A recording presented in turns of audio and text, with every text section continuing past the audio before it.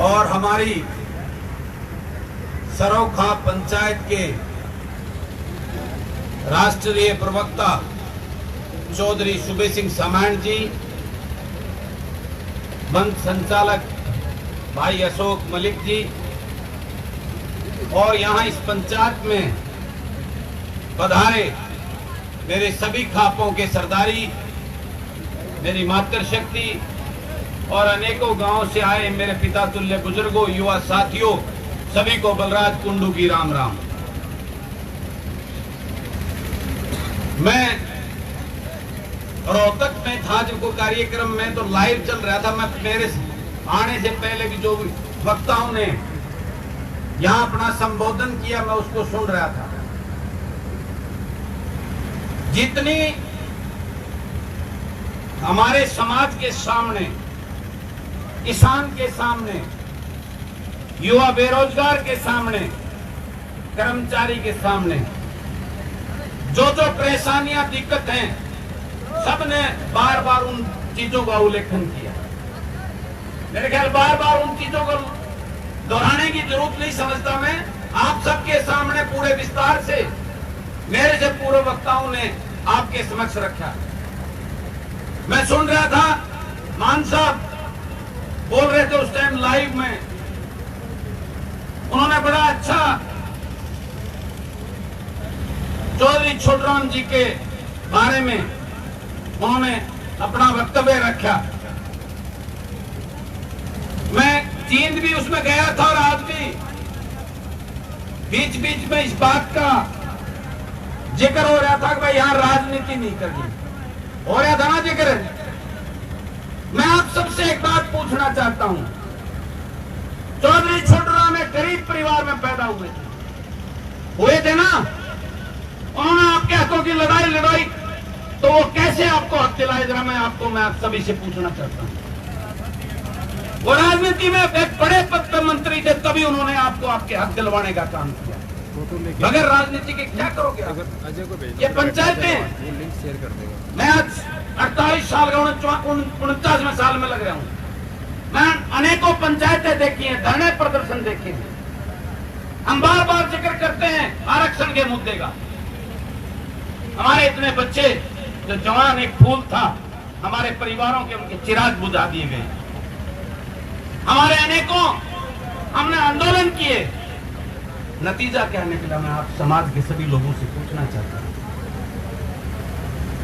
मेरे इस ग्रामीण अंचल के ये 1983 पीटीआई भाई दर की ठोकरें खा रहे हैं।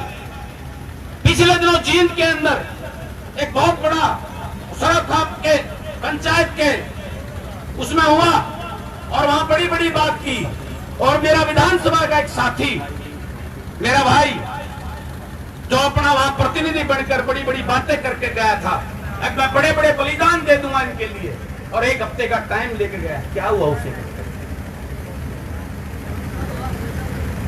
किसान की बात होती है, हर रोज किसान की आय दुगनी।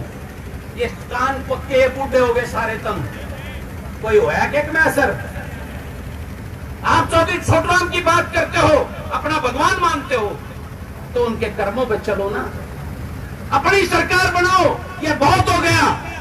सबसे बड़ी कमी इस बात में है कि हमारे बुरा मत मानना, आपका बच्चा हूं, कमी इसमें है जो ये हमारी सरदारी है, कोई किस्से गेल बंदरी है, कोई किस्से गेल बंदरी है, और वहां से जो आदेश मिलते हैं वो बात की जाती है।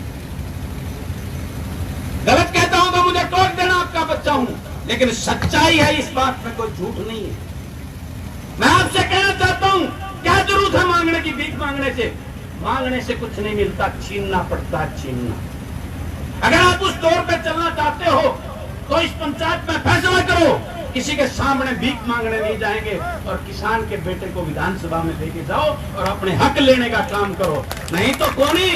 आज मैं कहता हूं, भूपेंद्र सिंह हुड्डा जी हमारे आदरणीय है, हमारे यहाँ के रोहतक की चौधर के नाम से, लेकिन उसको क्या पता तो किसान का क्या दर्द होता है। उधर पोली ने भी पोली कहा करता, बुरा मत मानना, मेरे यहाँ पे बहुत सारे साथी होंगे। खट्टर साहब ने क्या बेरा, लेकिन हम बंद गए उनकी गेला। कोई पोली वाले का जिक्र करे है, कोई गुच्छा वाले का जिक्र करे, थारी जिक्र करो। थारे घर में क्यों नहीं है बच्चे पढ़े लिखे? उनको लेके जाओ, और मैं वादा करता हूं, मैं आज बड़ौदा में एक उपचुनाव है, सबसे पहली चोट इस बड़ौदा चुनाव में करो, ये सरकार आपके द्वार चल के आएगी, मैं इसका वादा करता हूं। इन पंचायतों में आप करते रहना, बड़े बड़े आंदोलन करते रहना, कुछ हासिल होने वाला नहीं है। आज हम कहां हैं? 2 प्रदेश थे इस हिंदुस्तान के अंदर जहां आपके समाज का वर्चस्व होता था, हरियाणा और पंजाब। कहां हो आप?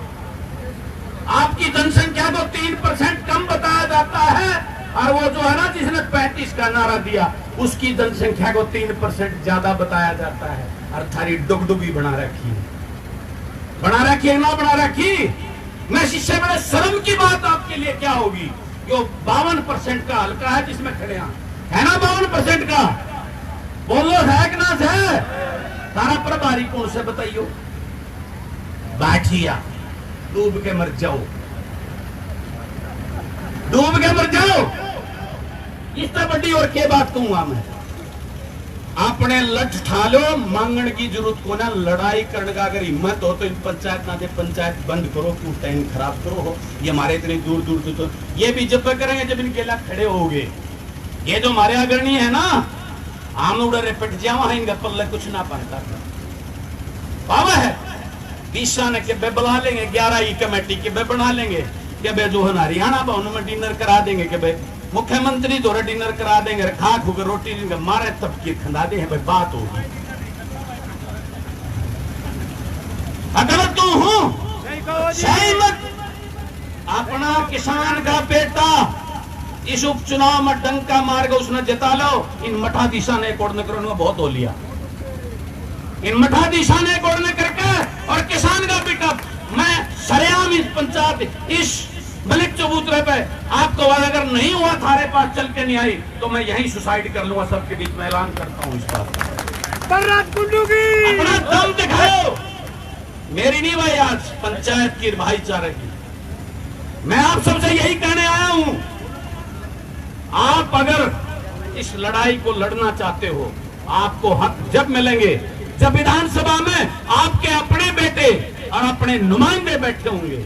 ये गले में कोई भी गधा घोड़ा हर बीच में तार दिया तो इसने घेर दो वोट ना भाई, बोलन दे अशोक न्यू नहीं बोलन दे। मेरी सुनो, ये पट्टा बांधे उड़ा अपना आदेश लेकर बोल रहे हैं विधानसभा में, और उसका नेता क्या कहेगा? डट जा भाई। तो मैं आज आपके बीच में यही कहने आया हूं, अगर अपना हक चाहते हो तो अपना जो है ना नुमाइंदी विधानसभा में बढ़ाने का काम करो, वहां भेजने का काम करो। और पहली चोट इस हरियाणा प्रदेश की राजनीति बदलनी है, तो इस बड़ौदा को एक आज मौका है, बड़ौदा वालों को हरियाणा प्रदेश के ऊपर एक एहसान टेकने का, हरियाणा प्रदेश को एक नई राह दिखाने के लिए बड़ौदा को मौका मिला है। तो अब आपने फैसला करना है। आपके बीच में मैं ये बात कह के जा रहा हूं, मेरी बातों में जाने अनजाने में किसी को ठेस पहुंची हो तो मुझे माफ करना, लेकिन मेरे जो दिल की